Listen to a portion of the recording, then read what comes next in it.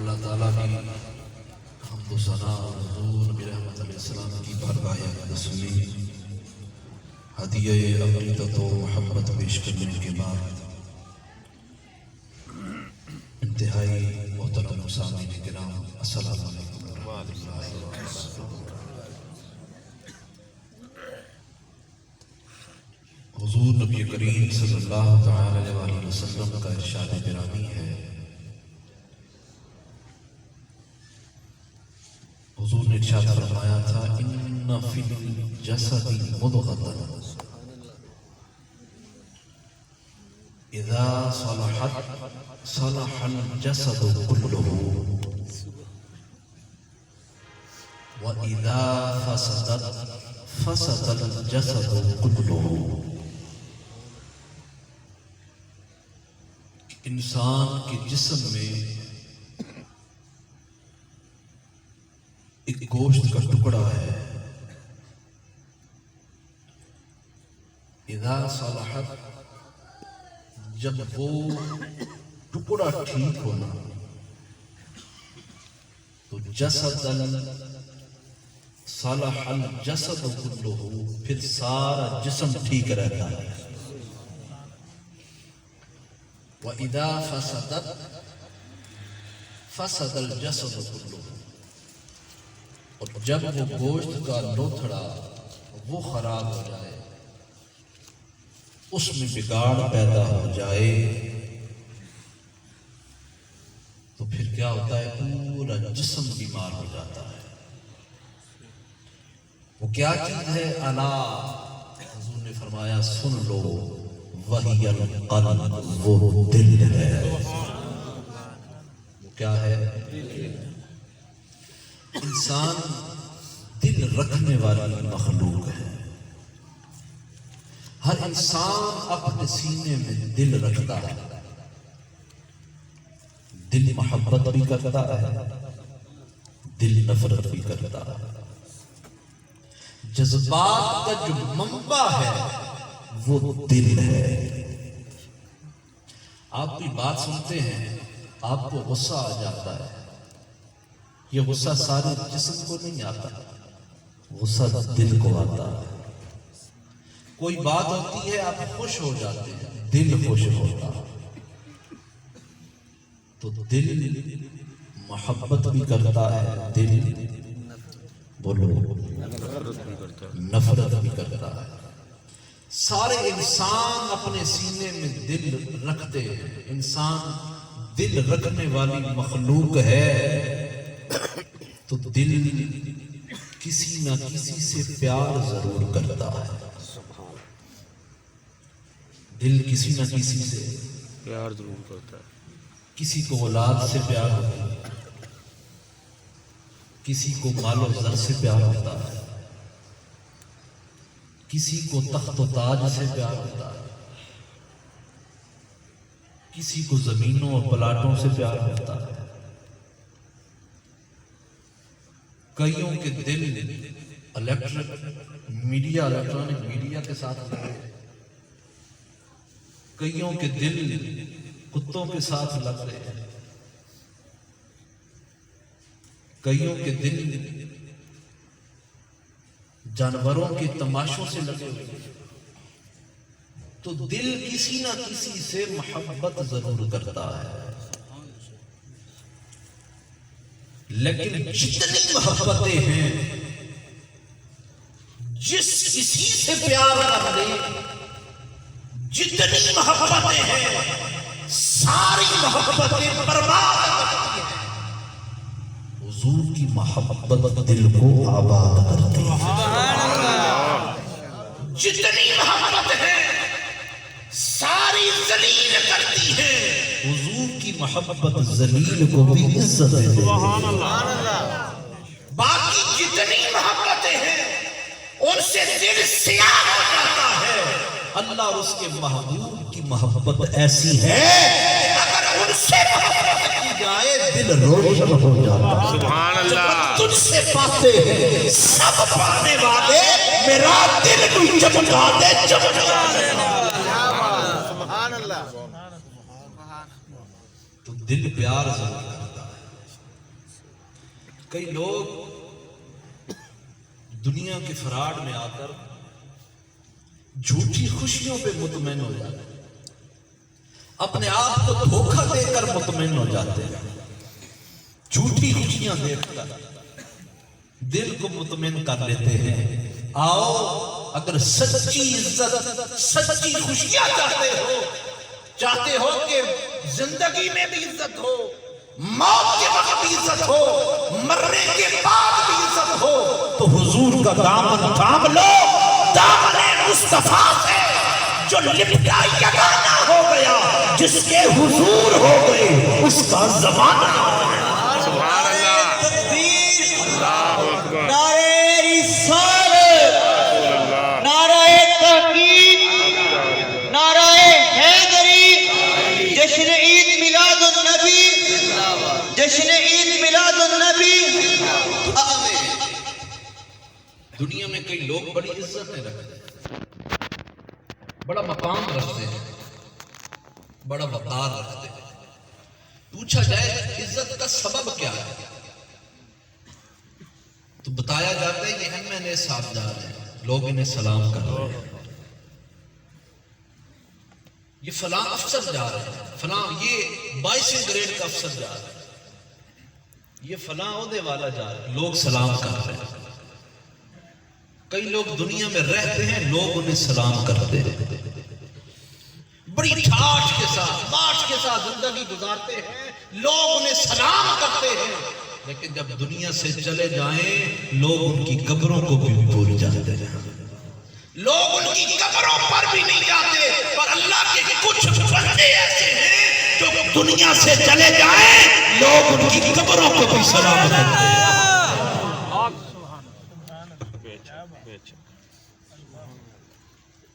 جہانگیر کی قبر کدھر ہے پتہ ہے آپ کو؟ کدھر ہے؟ کسی کو پتہ ہے آپ کو؟ قطب الدین ایبک کی قبر کدھر ہے؟ ایاز کی قبر کدھر ہے؟ یہ سارے بادشاہ تھے، ان تینوں کی قبریں لاہور میں ہیں،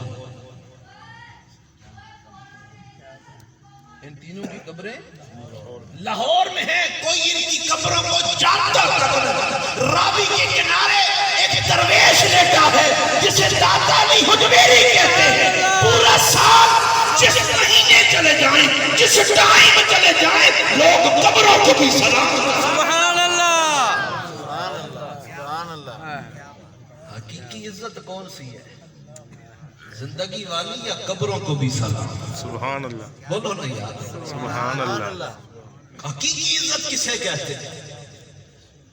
حضور کے ایک صحابی تھے حضرت سعد بن معاذ رضی اللہ عنہ، مثال ہو گیا صحابہ سے، حضور فرماتے ہیں صحابہ جب سعد بن معاذ کی روح آسمانوں پہ جا رہی ہے نا، اس کی روح قبض ہو گئی ہے، 70,000 فرشتے، کتنے؟ 70,000 فرشتے اس کے استقبال کے لیے آئے ہیں۔ سبحان اللہ، 70,000 فرشتے اس روح کو سلام کرنے کے لیے آئے ہیں۔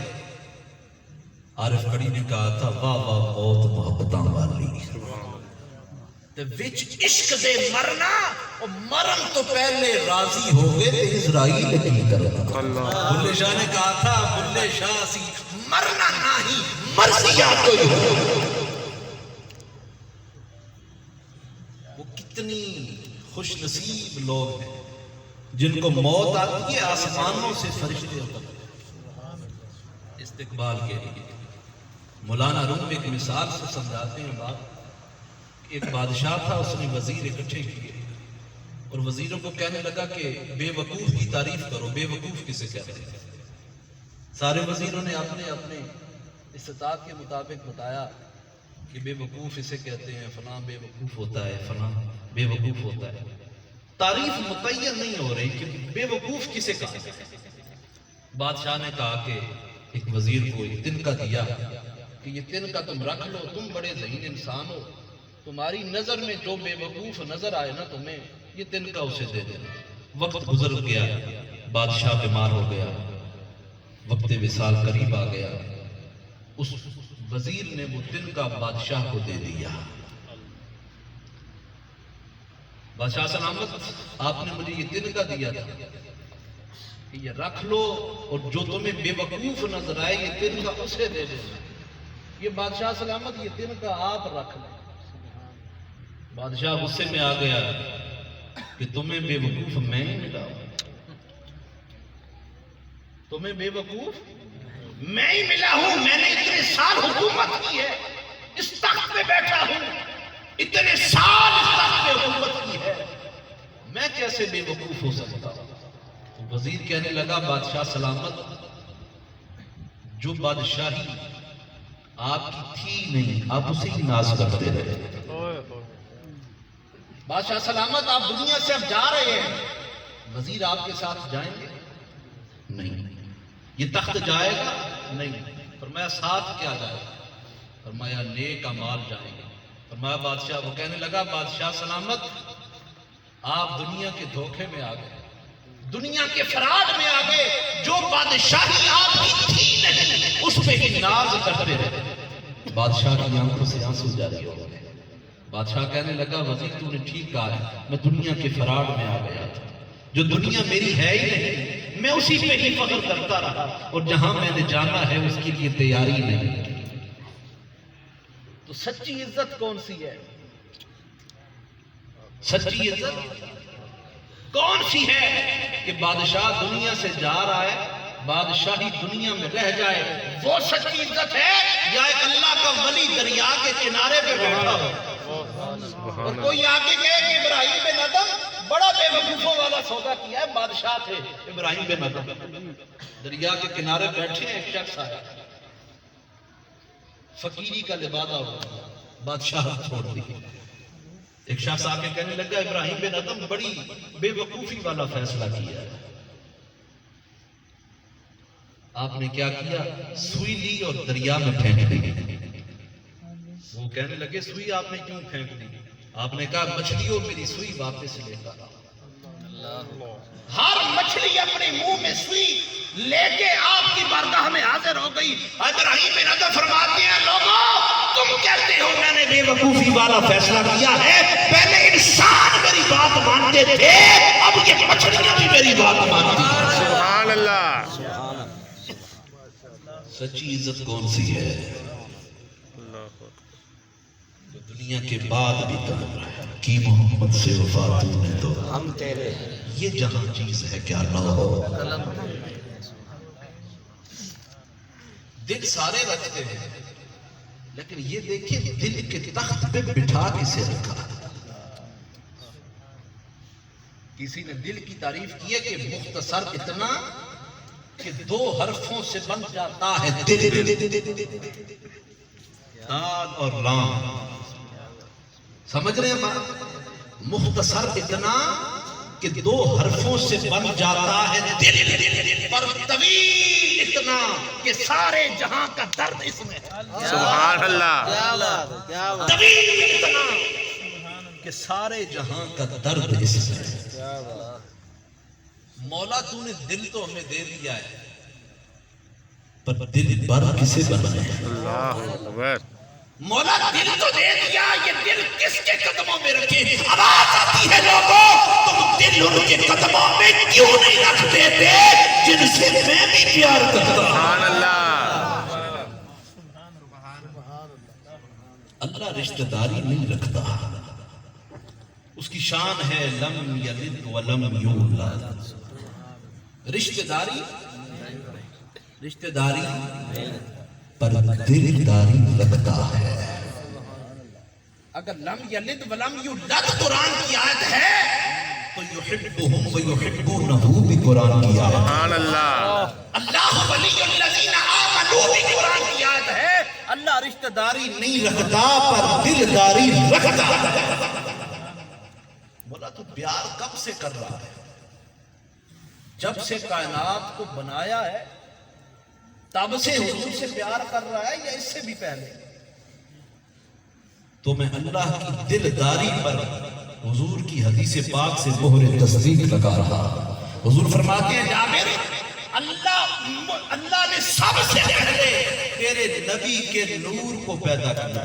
اس وقت کائنات کا ایک ذرہ بھی نہیں تھا. حضور اس وقت تھے جب سے اللہ ہے, جب سے حضور ہے. اللہ حضور سے پیار کرتا ہے. حضور رسول ہے. حضور بولو نا, رسول ہیں, حضور رسول ہیں, حضور نبی ہے. حضور نبی ہیں, حضور نبی شاہد ہیں, ہے. شاہد ہیں, حضور مبشر ہے. حضور نذیر ہیں. یہ ساری شانیں حضور کی ہیں, پر سب سے جو بڑی شان ہے وہ کیا ہے؟ حضور اللہ کے محبوب. سبحان اللہ. اللہ, کیا حضور نے خود بھی یہ فرمایا کہ میں اللہ کا محبوب ہوں؟ تو ترمذی شریف کی حدیث ہے, ساری حدیث نہیں پڑھ رہا.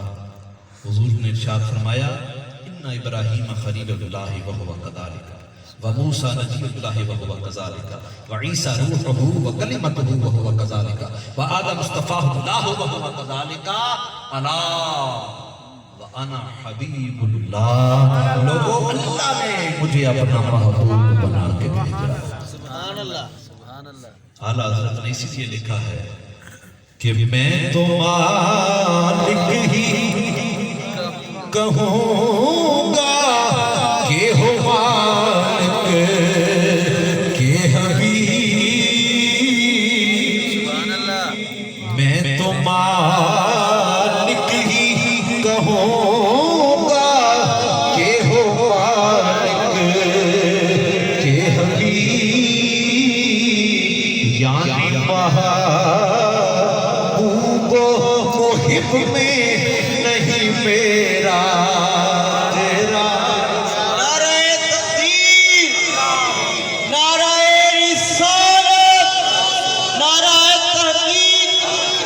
آستان عالیہ جورا شریف, آستان عالیہ جورا شریف. تو دل انہیں دیں جن سے اللہ بھی پیار کرتا ہے, جو اللہ کے محبوب ہیں. ایک بات یاد رکھیں کہ جسم اگر حضور کے قریب ہو, توجہ ہے, جسم اگر حضور کے قریب ہو, دل میں حضور کی محبت نہ ہو تو وہ حقیقت میں قریب نہیں, ابو جہل تو حضور کے قریب ہے بظاہر. ابو جہل کا جسم بظاہر حضور کے قریب ہے. ابو جہل کے کہنے پہ مصطفیٰ کو صفا پہ تشریف لائے کہ مجھے کوئی معجزہ دکھا. حضور کو صفا پہ کھڑے ہیں, اشارہ کرتے ہیں چاند کا کلیجہ چین کے رکھ دیں. ابو جہل نے مٹھی میں کنکریاں ہیں, حضور سے کہتا ہے کہ اس میں کیا ہے. حضور اسے بتاتے ہیں کنکریاں کلمہ پڑھنا شروع ہو جاتی ہیں. سبحان اللہ. پتھراں کلمہ بولو نا, پڑھا پتھراں جاندا, کلمہ پڑھا جاندا, سکیاں کھجوراں, اگا جاندا, سکیاں کھجوراں, اگا جاندا, وہ گنگیاں نو گلاں کرا جاندا ہے. میرے آقا دا رتبہ خدا جاندا. اگا جاندا, بے شک. ابو جہل کا تو بظاہر جسم قریب تھا مگر حقیقت میں وہ دور ہے. حضرت ویسے کرنی بیٹھے تو یمن میں ہے. وہ ویسے کرنی بیٹھے یمن میں ہے, بظاہر جسم دور ہے مگر حقیقت میں قریب ہے. کوئی مکے میں رہ کر بھی دور ہے, کوئی یمن میں رہ کر بھی قریب ہے. سبحان اللہ. سبحان اللہ. اصل قرب جسم کا نہیں, دل کا قرب ہے. آج ہر شخص دعویٰ کرتا ہے کہ مجھے حضور سے محبت ہے, اور وہ اپنے ذہن میں یہ بات بٹھا کے بیٹھا ہے کہ میں حضور سے پیار کرتا. لیکن قرآن و حدیث نے جو کسوٹی دی ہے اس پہ توڑنا ہمیں پڑے گا کہ حضور سے پیار کون کون کرتا ہے. حضور سے پیار وہی کرتا ہے جو حضور کے ارشادات پہ عمل کرتا ہے. بے شک. حضور سے حقیقی پیار سے ہے جو حضور کے حکموں کی پاسداری کرتا ہے. گلنا نال دے ہر کوئی لائی پھردا ہے پر لا کے توڑ نبھانیاں. کوئی حقیقی پیار اسے ہے جو حضور کی تعلیمات پہ عمل کرے گا.